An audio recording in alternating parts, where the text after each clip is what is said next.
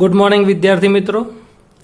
ભૌતિક વિજ્ઞાન ધોરણ 12 સાયન્સ એમાં ચેપ્ટર નંબર 6 વિદ્યુત ચુંબકીય પ્રેરણ. એમાં આપણે લાસ્ટ લેક્ચરમાં ભણ્યા હતા ઇન્ડક્ટર અને ઇન્ડક્ટરની ઉર્જાનું સમીકરણ સાબિત કર્યું હતું. ઇન્ડક્ટરની ઉર્જાનું સમીકરણ U બરાબર 1/2 Li². આજે આપણે જોઈએ એસી જનરેટર. આ ચેપ્ટરનો છેલ્લો ટોપિક. એસી જનરેટર ની કાર્યરચનાની રચના, સિદ્ધાંત અને તેનું કાર્ય. સૌપ્રથમ એસી જનરેટરનો સિદ્ધાંત આપણે જોઈએ તો યાંત્રિક ઉર્જાનું વિદ્યુત ઉર્જામાં રૂપાંતર. એસી જનરેટર એ યાંત્રિક ઉર્જાનું વિદ્યુત ઉર્જામાં રૂપાંતર કરે છે. એટલે mechanical work convert into electric energy. Mechanical energy convert into electric energy. યાંત્રિક ઉર્જાનું વિદ્યુત ઉર્જામાં રૂપાંતર. આ જે ચેપ્ટર છે, ચેપ્ટર નંબર 6 વિદ્યુત ચુંબકીય પ્રેરણ, એમાંથી આપણને બે અગત્યની શોધો મળી. એમાંની એક છે એસી જનરેટર અને બીજું છે ટ્રાન્સફોર્મર. વિદ્યુત ચુંબકીય પ્રેરણના સિદ્ધાંત ઉપર કાર્ય કરતા બે અગત્યના સાધનો છે જેનો અત્યારે આપણે મેક્સિમમ યુઝ કરીએ છીએ. એમાંનું એક છે એસી જનરેટર અને બીજું છે ટ્રાન્સફોર્મર. જે આપણે બીજા 7મા ચેપ્ટરમાં આપણે ટ્રાન્સફોર્મર વિશે વાત કરી હતી. સ્ટેપ અપ ટ્રાન્સફોર્મર અને સ્ટેપ ડાઉન ટ્રાન્સફોર્મર. અને આ ચેપ્ટરમાં છે એસી જનરેટર. ના બંને સાધનો અત્યારે ખૂબ જ ઉપયોગી છે. તો એસી જનરેટર એ કયા સિદ્ધાંત ઉપર કાર્ય કરે છે? યાંત્રિક ઉર્જાનું વિદ્યુત ઉર્જામાં રૂપાંતર. હવે એની રચના જોઈએ તો એની રચના પ્રમાણે આકૃતિમાં દર્શાવ્યા પ્રમાણે બે ગજિયા ચુંબકો છે, નોર્થ અને સાઉથ. બે ગજિયા ચુંબકો છે, આવી રીતે NS અને આવી રીતે NS કે SN. આ બે ગજિયા ચુંબકોની વચ્ચે પ્રબળ ચુંબકીય ક્ષેત્ર હોય છે. આ બે ગજિયા ચુંબકોની વચ્ચે પ્રબળ ચુંબકીય ક્ષેત્ર ઉત્પન્ન થાય છે, આવી રીતે. અને એ ચુંબકીય ક્ષેત્ર આપણે ધારી લઈએ B. આ સમાન ચુંબકીય ક્ષેત્રમાં પોતાની ધરીને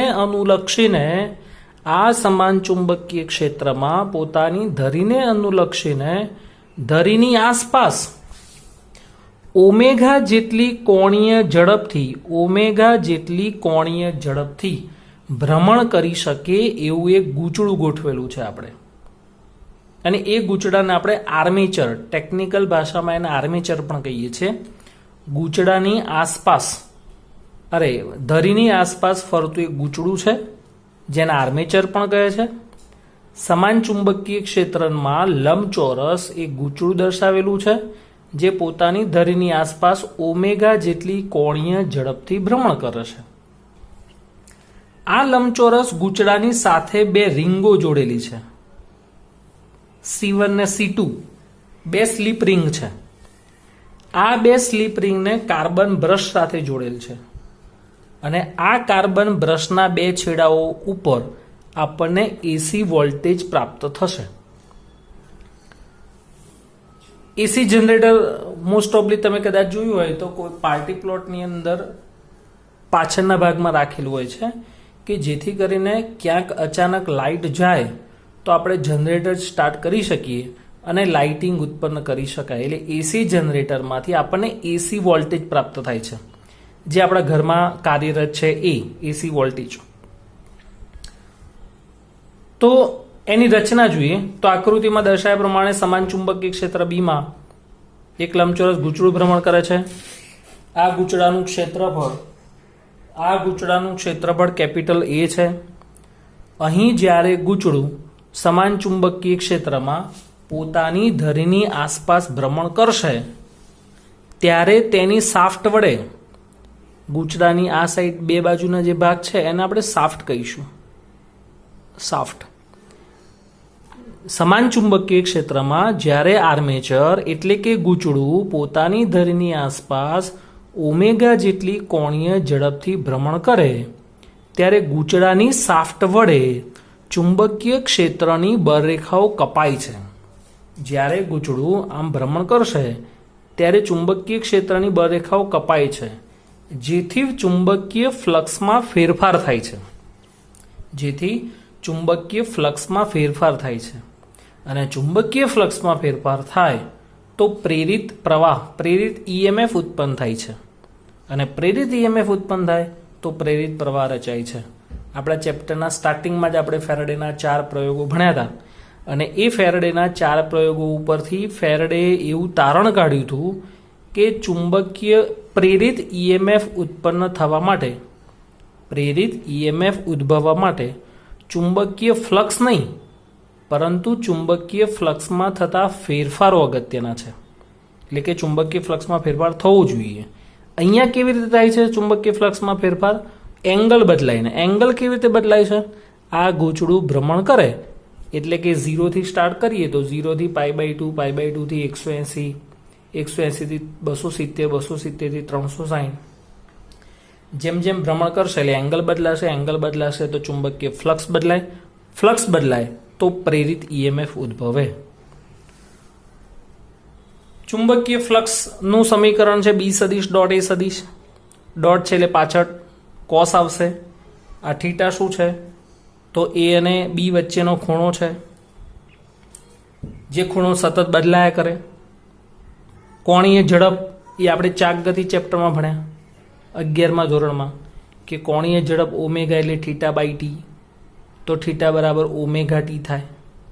તો ફાઈનું સમીકરણ થાય BA cos ઓમેગા t. હવે ફેરાડેના નિયમ પ્રમાણે E બરાબર શું થાય? -n dϕ/dt. એમાં dϕ/dt તો આનું વિકલન કરવાનું છે. તો આનું વિકલન કરીએ તો BA અચળ આવશે. કોસનું વિકલન ઋણ થાય, કોવીરું. કોસનું વિકલન ઋણ, કોસનું વિકલન -sin અને થીટાનું ફરી પાછું વિકલન એટલે ઓમેગા. તો સમીકરણ આવશે માઇનસ માઇનસ પ્લસ. તો E બરાબર BAN omega sin omega t. પણ આગળના ભાગને આપણે E0 કહી દઈએ તો સૂત્ર બનશે E બરાબર E0 sin ઓમેગા t. જ્યાં E0 શું છે? મહત્તમ AC વોલ્ટેજ, જેનું સૂત્ર છે 52 ઓમેગા.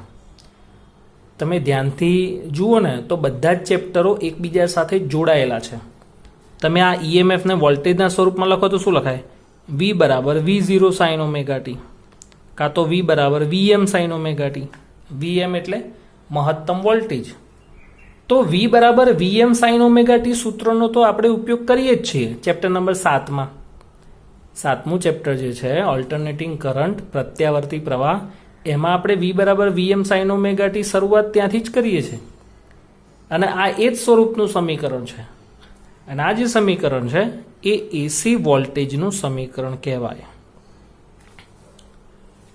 અને જ્યારે થીટા બરાબર 0 હશે, થીટા બરાબર 0 હોય અને તમે થીટા ગણી લો. જ્યારે થીટા 0 હોય, 360 હોય અને 180 હોય, ત્યારે EMF નું મૂલ્ય આપણને ન્યૂનતમ એટલે કે 0 મળશે. કારણ કે sin 0 0 થાય. થીટા આખા ભાગની જગ્યાએ તમે 360 મૂકો તો sin 2π પણ 0 થાય, sin 180 પણ 0 થાય. તો ત્રણ એંગલ માટે EMF નું મૂલ્ય 0 મળશે. પણ જ્યારે થીટા 90 ડિગ્રી થાય અથવા તો 270 ડિગ્રી થાય, ત્યારે બંને કિસ્સામાં EMF નું મૂલ્ય આપણને મહત્તમ પ્રાપ્ત થશે. તો આપણે જ્યારે રોટેશન કરે ને એ દરેક સમય માટે આપણે મૂલ્ય શોધીએ. તો T બરાબર T0, T બરાબર T/4 એટલે આવર્તકાળનો ચોથો ભાગ. આવર્તકાળ ક્યારે ગણાય? જ્યારે એક ભ્રમણ પૂરું કરે એના માટે લાગતો સમય એટલે આવર્તકાળ. તો હું અહીંયા બે સમીકરણ લખીશ. એક તો phi બરાબર BAN cos ઓમેગા t, અને બીજું સમીકરણ શું છે? E બરાબર BAN sin ઓમેગા t. પણ ઓમેગાનું સૂત્ર તો 2π/d થાય. અહીંયા પણ આપણે લખીએ તો BAN cos ઓમેગાની જગ્યાએ 2π/t. અહીંયા હવે તમારે ટીની જુદી જુદી કિંમતો મૂકતું જવાનું. શરૂઆત કરીએ આપણે T બરાબર 0. અહીંયા જો T બરાબર 0 મૂકો, ખાસ ધ્યાન રાખજો, આપણને ત્રિકોણમિતિનો પેલો કોષ્ટક આવડવું જોઈએ, બધી કિંમતો આવડવી જોઈએ. તો આખો પદ 0 થઈ જશે, એટલે cos 0 શું મળશે? 1. એટલે ફ્લક્સ કેવું મળે? મહત્તમ, BAN.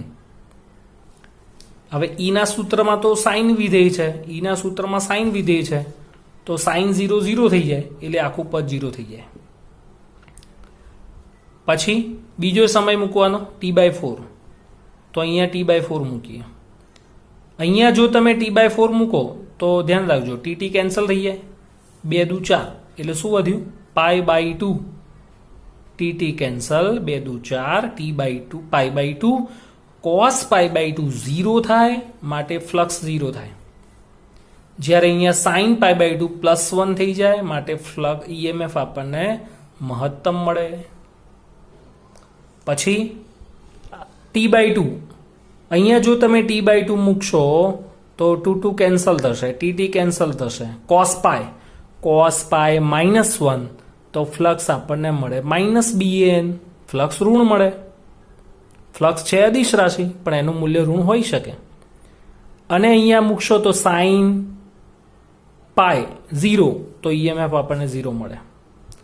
હવે અહીંયા તમારે મૂકવાનું 3T/4, તો TT કેન્સલ થશે, 2 દુ 4, એટલે 3π/2. 3π/2 cos 3π/2 0, ફ્લક્સ 0. અને sin 3π/2 -1, તો EMF આપણને -BAN ઓમેગા મળશે. અને જ્યારે સમયનું એક ચક્ર, જ્યારે આખું એક ચક્ર પૂરું થાય, એટલે કે સમયનો આવર્તકાળ જેટલો સમય થાય, તો અહીંયા T મૂકવાનું, TT કેન્સલ થશે, એટલે cos 2π આવે, 360 ડિગ્રી, અને cos 360 એટલે +1, તો ફ્લક્સ આપણને મળશે BAN. EMF પાછું શું થઈ જશે? 0. તો આપણે બધા જ કિસ્સાઓમાં ધ્યાનથી જોઈએ ને, તો જ્યારે ફ્લક્સ મહત્તમ છે ત્યારે EMF 0 છે, અને જ્યારે EMF મહત્તમ છે ત્યારે ફ્લક્સ 0 છે. એટલે કે બંને ક્યાંય 0 કે બંને ક્યાંય મહત્તમ દેખાતું નથી. અને આની આકૃતિ એ તમને ટેક્સ્ટબુકમાં આપેલી છે.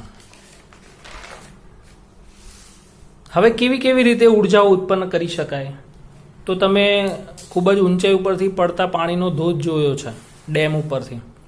તો ખૂબ જ ઊંચાઈ ઉપરથી પાણી પડે અને એની નીચે આપણે આર્મેચર મૂકી દઈએ, ગૂંચળું મૂકી દઈએ, તો ગૂંચળાના જે પાંખિયા છે એ પાંખિયા ઉપર ખૂબ જ ઊંચાઈ પરથી પાણી પડે, એટલે ગૂંચળું ભ્રમણ કરે. ગૂંચળું ભ્રમણ કરે તો એની સાથે આપણે જે કહીએ છીએ ડાયનેમો, એ ભ્રમણ કરશે. એના કારણે ઇલેક્ટ્રિસિટી પ્રોડ્યુસ થાય, અને એવા જનરેટરને આપણે હાઇડ્રો ઇલેક્ટ્રિક જનરેટર કહીએ છીએ. જે અત્યારે રિસેન્ટલી નર્મદા ડેમની અંદર જે પાણી છોડવામાં આવે, તો ત્યાં નીચે બધા જનરેટર કામ કરતા થઈ ગયા છે. લગભગ 7 થી 8 ટર્બાઇન છે. તમે કદાચ નર્મદા ડેમની મુલાકાત લીધી હોય તો ત્યાં નીચે 7 થી 8 ટર્બાઇન છે, અને એમાંથી અત્યારે લગભગ 3 કે 4 ટર્બાઇન ચાલુ કરેલા છે. અને એના કારણે જે ઇલેક્ટ્રિસિટી પ્રોડ્યુસ થાય એને હાઇડ્રો ઇલેક્ટ્રિક જનરેટર કહીશું. હવે એ ગૂંચળાને તમે કોલસો કે અન્ય ઉર્જાના સ્ત્રોતોની મદદથી પણ એની વરાળને કારણે પણ ગૂંચળાને ભ્રમણ કરાવીએ છીએ. તો એના કારણે જે ઉર્જા પ્રોડ્યુસ થાય એને થર્મલ જનરેટર કહીશું. કોલસાની જગ્યાએ જો તમે ન્યુક્લિયર ઉર્જાનો ઉપયોગ કરો, યુરેનિયમ, થોરિયમ, કે જે ન્યુક્લિયસ તત્વો છે, રેડિયોએક્ટિવ તત્વો છે, એવી ન્યુક્લિયર ઉર્જાનો ઉપયોગ બળતણ તરીકે કરો અને એની મદદથી જનરેટર જો ઓપરેટ થતું હોય તો એને ન્યુક્લિયર પાવર જનરેટર કહેવાય. અને છેલ્લે ટેક્સ્ટબુકમાં લખેલું છે કે ઇન્ડિયાની અંદર ભારતમાં 50 હર્ટ્ઝ આવૃત્તિ છે, એસી આવૃત્તિ છે, અને 230 વોલ્ટેજ છે. ઓલ ઓવર ઇન્ડિયામાં આપણા ઘરની અંદર એસી વોલ્ટેજ 230 વોલ્ટેજ આવે, 220 230 વોલ્ટેજ, અને આવૃત્તિ 50 હર્ટ્ઝ છે. જ્યારે યુએસએની અંદર, એટલે કે અમેરિકાની અંદર, એસી આવૃત્તિ 60 હર્ટ્ઝ છે અને વોલ્ટેજ 110 વોલ્ટેજ છે.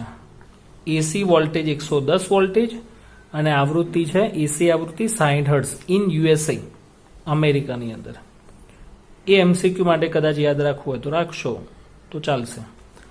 તો આ હતું એસી જનરેટર, જેનો સિદ્ધાંત, આકૃતિ, રચના અને કાર્ય, છેલ્લે એની એસી વોલ્ટેજનું સમીકરણ.